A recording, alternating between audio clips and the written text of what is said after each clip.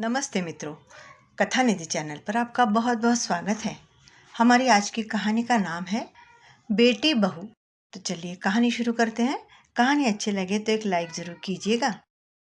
कहानी में एक बहू है जो अपनी ननद के साथ अपना कंपैरिजन करती है। सोचती है कि अगर ननद घर में आराम से रहती है तो उसे ही क्यों सारे काम करने घर के। तो क्या होता है अंत में, चलिए देखते हैं। क्या उसकी इच्छा पूरी हो पाती कि घर में वो आराम से बैठी रहे, सास काम करती रहे, बहू बेटी आराम करती रहे, ननद और भाभी दोनों आराम से बैठी रहे। क्या उसकी इच्छा पूरी होती है? चलिए कहानी में सुनते हैं। रिया गुस्से में अपने कमरे में गई और तुरंत ही अपनी माँ शांति जी को फोन लगाकर बोली, माँ मुझे यहाँ नहीं रहना, तुम राजीव भैया को मेरे ससुराल में भेज दो मुझे लेने के लिए, मैं घर आना चाहती हूँ। बेटी की बात सुनकर शांति जी परेशान हो गई और बोली, बेटी सुबह सवेरे तुझे क्या हो गया है? शांति जी अपनी बेटी की हरकतों को अच्छी तरह से समझ रही थी और उन्हें शादी के बाद बेटी का व्यवहार जरा भी अच्छा नहीं लग रहा था। रिया गुस्से में बोली, मैं सुबह सवेरे उठकर किचन में गई तो मम्मी जी आलू के पराठे बना रही थी। मुझे देखते मुझसे कहने लगी कि मैं पराठे बेल रही हूँ, तुम जरा बहू फटाफट पराठे सेक दो तो सब जल्दी से नाश्ता कर लेंगे। अरे मेरी ननद तो अपने रूम में पढ़ाई का बहाना करके बैठी हुई है आराम से, उसे तो मम्मी जी नहीं कहती कि तुम आकर मेरी हेल्प कर दो, लेकिन मुझसे तो घर के सारे काम करवाने उन्हें। माँ मेरी ससुराल वाले कितने झूठे हैं।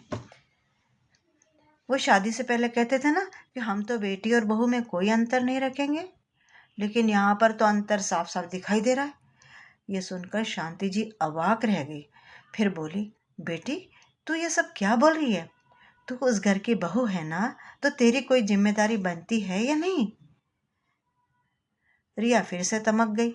माँ ससुराल में ननद की तरह मुझे भी कोई जिम्मेदारी नहीं चाहिए, मैं भी फ्री होकर जीना चाहती हूँ। अरे ऐसा भला कहीं होता है क्या कि घर की बेटी तो बड़ी आराम से बैठी रहे और सारे काम केवल बहू ही करे? मैं तो जानबूझकर किसी काम में हाथ नहीं लगाती हूँ, वरना ये लोग तो सारा काम मुझ पर ही थोप देंगे और खुद आराम करने लग जाएंगे। शांति जी ने उसकी बात सुनी तो उनके सिर में जैसे दर्द होने लगा। वे जैसे तैसे उसे समझाते हुए बोली, बेटी रिया तुम्हारी सास कितनी अच्छी है जो तुम्हारे उठने से पहले उठकर रसोई के काम संभाल लेती है। तुम्हें धीरे धीरे उनकी मदद करनी चाहिए, उल्टा तुम अपने ननद से तुलना कर रही हो। अरे अभी वो कॉलेज में है ना, उसके एग्जाम्स आने वाले हैं तो वो पढ़ाई कर रही है, इसमें तुम्हें क्या दिक्कत है? जब तुम मायके में थी तो तुम पढ़ाई करती थी, तुमसे मैंने घर में कोई काम करवाए थे क्या? तुम्हारी भाभी घर की सारी जिम्मेदारी संभालती थी ना, और तुम पढ़ाई करती थी। तो क्या तुम्हारी भाभी ने कभी तुमसे खुद की तुलना की? कभी कहा कि तुम तो आराम से बैठी हो और वो काम कर रही है? अरे बेटी ऐसा ही होता है, लड़कियों को ससुराल में बहू की जिम्मेदारी निभानी पड़ती है। बेटियां तो मायके में ही थोड़ा फ्री होकर रहती है, फिर ससुराल जाकर उन्हें भी तो किसी और के घर में बहू होने की जिम्मेदारी निभानी होती है। कल को तुम्हारी ननद की शादी हो जाएगी तो वो भी अपने ससुराल में सारे फर्ज निभाएगी कि नहीं? तुम ये सब क्या सोच रही हो? लेकिन माँ की बात सुनकर रिया को और भी ज्यादा गुस्सा आ गया। माँ की बात तो उसने समझी नहीं और गुस्से में फोन काट दिया। मन ही मन सोचने लगी कि माँ भी मेरी बात को समझने की कोशिश नहीं करती है। इस घर में मुझे तो ननद की तरह ही बराबरी का अधिकार चाहिए। सोचती हुई वह गुस्से में मुंह फुलाकर बैठी हुई थी। बाहर खड़ी उसकी सास निर्मला जी के कदम जम से गए थे। उन्हें समझ में नहीं आ रहा था कि बहू के मन से ये सारी बातें कैसे निकाले। वह बेटी और बहू में भेदभाव नहीं करती थी, लेकिन जाहिर सी बात है कि आगे चलकर सारा घर बहू को ही संभालना था, तो वो चाहती थी कि बहू धीरे धीरे थोड़ी जिम्मेदार बने। वो कुछ सोचते हुए उसके रूम में गई और बोली, बहू मैंने सुना तुम अपनी माँ से क्या बोल रही थी। देखो बहू, मेरी बेटी तो विदा होकर अपने ससुराल चली जाएगी और वहाँ उसे अपना घर संभालना है, वो संभालेगी, लेकिन यहाँ मेरे बाद तो सब कुछ तुम्हारा ही होगा ना, और सब कुछ तुम्हें ही संभालना पड़ेगा। मैं हूँ तब तक तो मैं कर ही रही हूँ, लेकिन तुम्हें धीरे धीरे सीखना है ना, इसीलिए मैं चाहती हूँ कि तुम अपनी जिम्मेदारियों को समझो। बेटी और बहू दोनों ही प्यारी होती है घर में, लेकिन दोनों की जिम्मेदारियां और फर्ज अलग अलग होते हैं। सास की बात सुनकर भी रिया का गुस्सा ठंडा नहीं हुआ। वो भड़क कर बोली, इसका मतलब इस घर में छिपकर सारी बातें मेरी सुनी जाती है? इस घर में मैं खुलकर अपने मन की बात भी किसी से नहीं कह सकती? सच में आज तो मुझे लग रहा है कि मैं ससुराल में नहीं बल्कि जेल में हूँ। क्या आप अपनी बेटी की बातें भी ऐसे ही छुप कर सुनती हैं? बहू की बात सुनकर तो निर्मला जी सन्न रह गई। बहू आगे कहने लगी, आप अभी भी यही बोल रही हैं कि आपके बाद सब कुछ मेरा होगा? यानी जब तक आप हैं तब तक मेरे सिर पर चढ़कर ऑर्डर मारती ही रहेंगी, है ना? सही कहते हैं लोग, एक सास कभी भी माँ की जगह नहीं ले सकती। निर्मला जी को रिया की बातें एक एक कर हथौड़े की चोट सी लग रही थी। वे स्तब्ध सी रह गई। सिर झुकाए हुए वे रूम से बाहर निकल गई। तभी रिया का पति अशोक गुस्सा होते हुए बोलने लगा, ये सब क्या है रिया? तुम कैसे बदतमीजी से मेरी मम्मी से बात कर रही थी? अरे सास है ना वो तुम्हारी। मैं कभी तुम्हारी माँ से इस तरह से बात करता हूँ? अरे वाह वाह वाह, रिया बोली।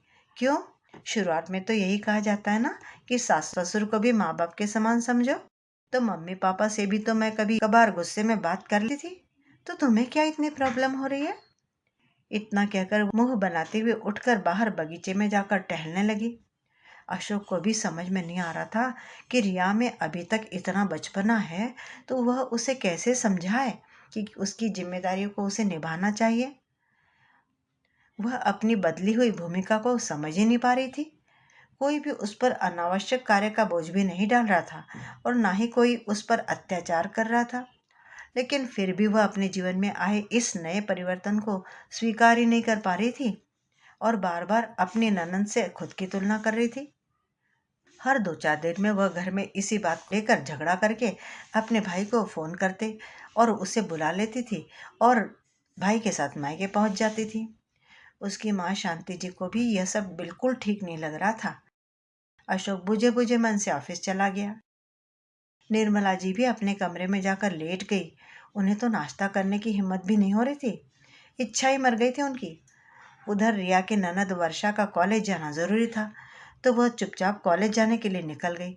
उसे भी समझ में नहीं आता था कि उसकी भाभी उससे इतना चिढ़ती क्यों है और हर बात में उसका नाम लेकर घर में झगड़ा क्यों करती है। 2 दिन बीत गए।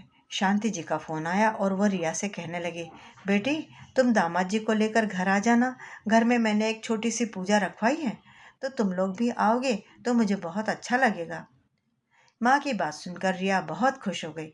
उसने 4 जोड़ी कपड़े, मेकअप का सामान सब कुछ पैक कर लिया और अशोक को फोन करके कह दिया कि आज शाम को हमें मेरे मायके जाना है। अशोक शाम को घर आया तो फ्रेश होने के बाद चाय नाश्ता करके वह उसे लेकर अपने ससुराल के लिए निकल गया। जब वे लोग घंटे भर के बाद रिया के मायके पहुंचे तो दरवाजे पर ही रिया की माँ खड़ी थी।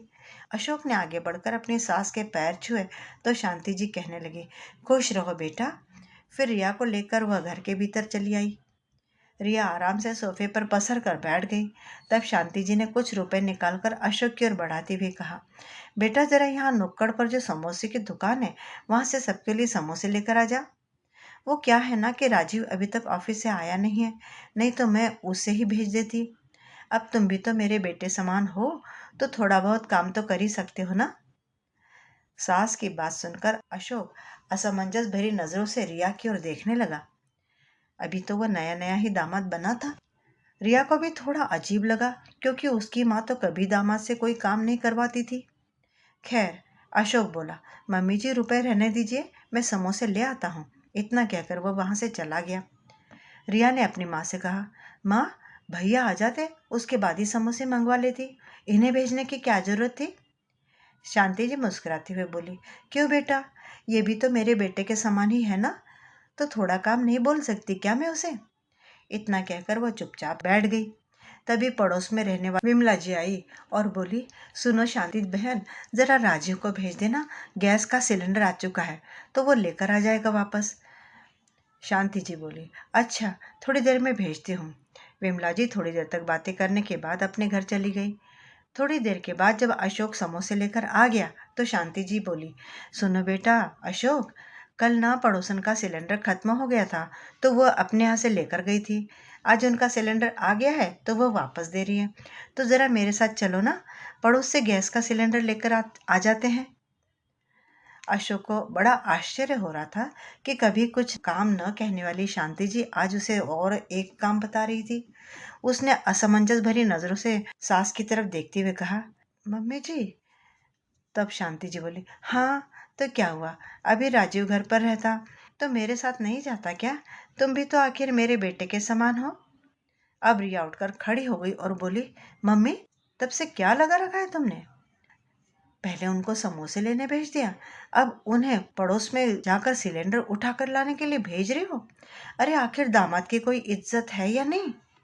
शांति जी ने उसे समझाया, अरे ये दामाद की इज्जत क्या होती है, ये तो मेरे बेटे के समान है। तो बेटा मेरा जो काम इस घर में कर सकता है वो काम क्या मैं दामाद से भी नहीं करवा सकती हूँ?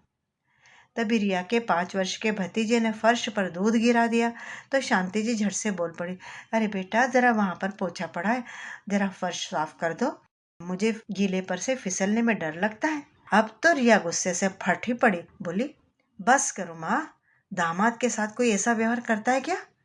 माना कि दामाद भी बेटा ही होता है, लेकिन इसका मतलब ये नहीं है कि उसके साथ बिल्कुल बेटे की तरह खुला व्यवहार किया जाए। बेटी की बात सुनकर शांति जी खुलकर हंस पड़ी और बोली, अब शायद तुम्हें समझ में आ रहा है ना, तुम्हें जो समझ में आ रहा है ना, उसी तरह बेटी और बहू भी एक समान ही होती है बेटी रिया। उन्हें बराबर ही प्यार दिया जाता है, लेकिन उनके दोनों के फर्ज और जिम्मेदारियां थोड़े अलग हो जाती हैं। लेकिन इस बात से तुम्हें भी तो प्रॉब्लम हो रही थी ना। माना कि दामाद भी बेटे जैसा होता है और जरूरत पड़ने पर वो भी सारा काम कर सकता है, लेकिन फिर भी जब मैंने तुम्हारे पति को पड़ोस में जाकर सिलेंडर उठाने के लिए कहा या फर्श पर गिरा हुआ दूध पोंछने के लिए कहा तो तुम्हें बुरा लग गया ना। लेकिन राजीव तो ये सारे काम हंसते मुस्कुराते हुए कर सकता है, क्योंकि इस घर के प्रति ज्यादा जिम्मेदारी और फर्ज राजीव की बनती है, दामाद जी की नहीं। इसी तरह उस घर के प्रति यानी तुम्हारे ससुराल के प्रति तुम्हारी जिम्मेदारी ज्यादा बनती है, तुम्हारी ननद की नहीं। जैसे राजीव यहाँ पर सारे काम खुलकर कर सकता है, उसी तरह अपने घर पर दामाद जी भी सारे काम बिना किसी हिचक के कर सकते हैं। उसी तरह शादी के बाद तुम्हारा असली घर तुम्हारा ससुराल है बेटी, और तुम्हारे ननद का असली घर उसका ससुराल होगा। जो जिसका घर होता है वहां के प्रति जिम्मेदारी तो निभानी ही पड़ती है। अब जाकर रिया को समझ में आ रहा था कि माँ उसे क्या समझाना चाहती है। उसकी आंखें छलछला गई।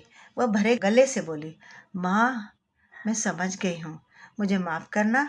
मैं अपनी जिम्मेदारी से मुंह मोड़ रही थी, जबकि मैंने हमेशा से यही चाहा था कि भाभी तो अपने ससुराल के प्रति सारी जिम्मेदारियां निभाए। मैं ननद की आड़ में सोचती थी कि मैं भी अपनी जिम्मेदारियों से बच जाऊंगी, लेकिन आज माँ तुमने बहुत अच्छे से मेरी आंखें खोल दी हैं। सास और अपनी पत्नी की बातें सुनकर अशोक भी खुश था कि उसकी सास ने इतनी बड़ी समस्या का समाधान, उसके घर के कलह की जड़ का समाधान चुटकियों में कर दिया।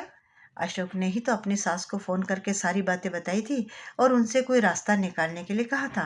तब जाकर शांति जी ने ये आइडिया निकाला था। अब उनकी बेटी सही रास्ते पर आ चुकी थी और वापस ससुराल जाने के बाद वह सक्रिय रूप से अपनी जिम्मेदारियां निभाने की कोशिश करने लगी। उसकी सास और ननद भी अब काफी खुश थी। एग्जाम के बाद उसकी ननद भी घर के कामों में उसकी मदद करने लगी थी।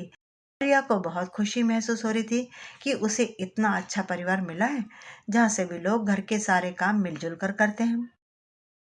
मित्रों, आपको कहानी कैसी लगी? उम्मीद करती हूँ कि कहानी अच्छी ही लगी होगी। इस तरह का काम की वजह से कलह हर घर में होता देखा गया है, लेकिन इतनी अच्छी तरह से माँ ने अपनी बेटी की समस्या सुलझाई कि सारी कलह की जड़ी खत्म हो गई। कहानी के बारे में अपनी राय जरूर कमेंट बॉक्स में लिखिएगा। चैनल पर नए हैं तो चैनल को सब्सक्राइब भी जरूर कर लीजिएगा। कहानी सुनने के लिए बहुत बहुत धन्यवाद।